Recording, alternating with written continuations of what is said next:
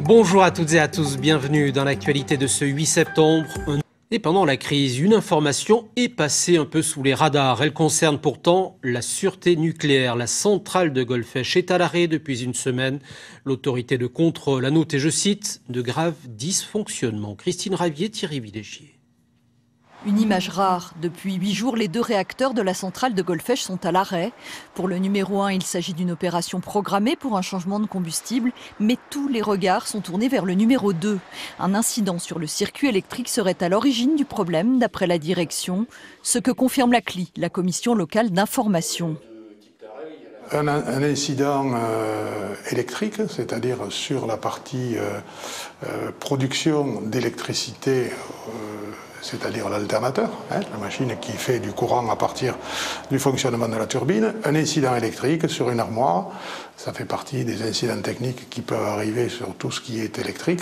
La panne est donc sans gravité, c'est ce que confirme l'agence de sûreté nucléaire. Mais elle vient après une série de pannes sur le réacteur numéro 2 qui inquiète fortement les associations de défense de l'environnement. Les réacteurs sont en fin de vie. Ils ont subi des agressions qui étaient normales dans la vie d'un réacteur, sauf que, comme celle d'octobre, elles ont vraiment ébranlé le réacteur qui a vraiment souffert. Et ça fait plusieurs fois qu'il arrête le numéro 2 suite à ces problèmes. Ce qu'on sait, ce qui est une certitude, ça a dû énormément vibrer avec la dépression qu'il y a eu. Sauf que le réacteur a redémarré et ça fait 2 ou 3 pannes d'affilée qu'il a. On nous dit que c'est pas lié, on n'en sait rien. Ça reste quand même un des plus gros incidents ou accidents qu'il y a eu. Là, elle le dit, 2 heures de plus, ça aurait pu arriver à la catastrophe. Elle est devenue incontrôlable. Pour la CLI, l'un des problèmes majeurs vient du renouvellement massif du personnel ces dernières années. Les gens travaillent un peu trop comme dans les industries classiques et n'ont pas cet aspect culture de sûreté dans l'esprit. Et donc je vois qu'il y a quand même des défaillances humaines qui me paraissent totalement anormales. Pour exemple, Pierre Gaillard cite un événement qui l'a choqué. Le chef d'exploitation, donc c'est quand même lui qui pilote l'ensemble des 2 tranches, plus l'ingénieur sûreté qui est chargé pour vérifier que tout se passe bien, etc., ont donné leur accord pour faire une coupure de courant, pour faire une intervention. Et cette coupure de courant, personne n'avait vu que ça